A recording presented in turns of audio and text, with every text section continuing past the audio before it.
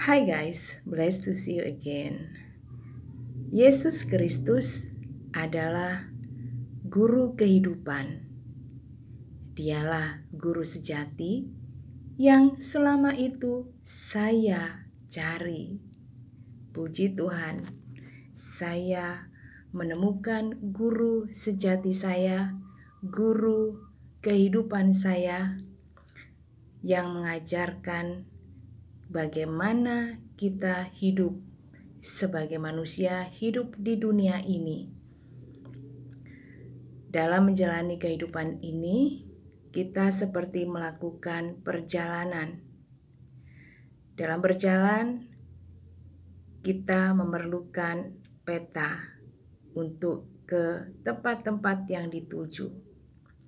Dalam melakukan perjalanan hidup ini, kita perlu pemandu agar kita tidak tersesat, agar kita tahu apa yang harus kita lakukan dalam setiap langkah kita dimanapun kita berada. Yesus Kristus mengajar begitu banyak yang sangat mencerahkan, yang bagi saya pribadi itu bisa memberikan membuka pikiran saya untuk memahami sesuatu ya yang yang saya tanyakan dalam kehidupan ini. Saya barusan membaca di Matius 13 ya, tentang penjelasan perumpamaan tentang lalang di antara gandum perkopnya ya.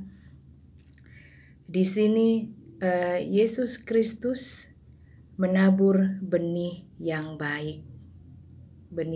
Sedangkan siapa yang menabur benih yang tidak baik atau benih yang buruk atau benih yang jahat di dunia ini? Sudah jelas, yaitu si iblis. Yesus Kristus menabur benih yang baik di dunia ini. Dan iblis menabur benih-benih yang tidak baik. Sehingga begitu banyak kejahatan yang dilakukan oleh anak-anak manusia. Dan puji Tuhan, bersyukurlah bagi siapa saja yang memperoleh kasih karunia dari Bapa di surga untuk mengenal Tuhan Yesus Kristus lebih dalam lagi untuk belajar dari Sang Guru sejati ini. Oh ya, saya akan membacakan ya di ayat 37.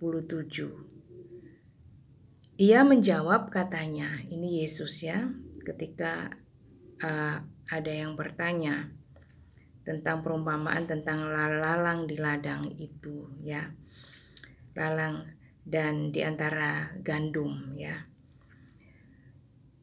Orang yang menaburkan benih baik ialah anak manusia. Anak manusia di sini adalah Yesus Kristus yang menyebut dirinya sebagai anak manusia.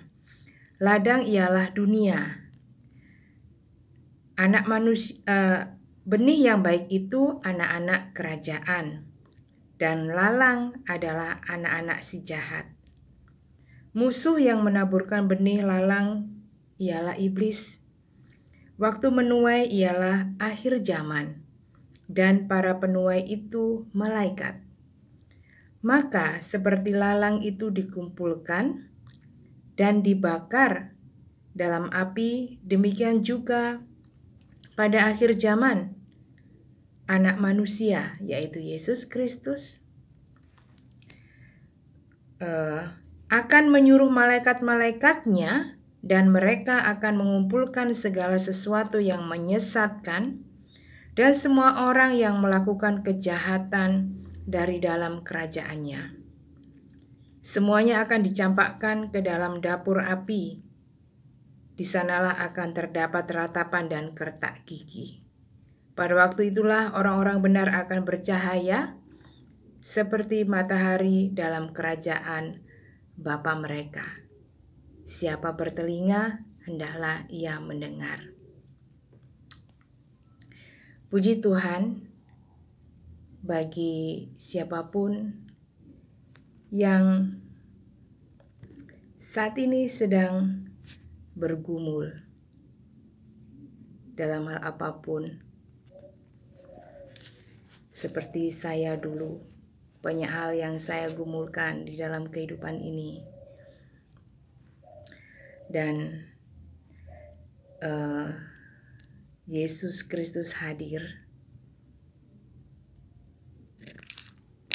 bukan karena saya pernah memang mengalami perjumpaan dengan Kristus secara pribadi, di dalam roh, di dalam penglihatan, dan memang ini meneguhkan bagi orang-orang yang rindu untuk bertemu dengan Kristus. Dan Tuhan Yesus merespon, meskipun awalnya sepertinya tidak mendengar, tetapi dengan mengejutkan hadir dalam hidup saya yang bisa memberikan ketenangan, kedamaian dalam hidup saya. Karena setiap masalah itu memang kita selalu bertanya mengapa terjadi. Tetapi di dalam Tuhan Yesus Kristus, bukan Tuhan menjawab jawaban itu because, bukan seperti itu.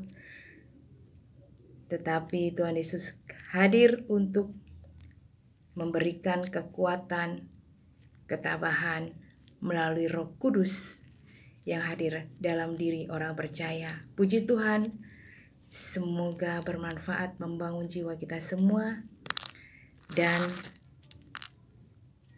senantiasa kita orang-orang percaya berdoa agar Tuhan Yesus juga hadir di dalam kehidupan Anda semuanya.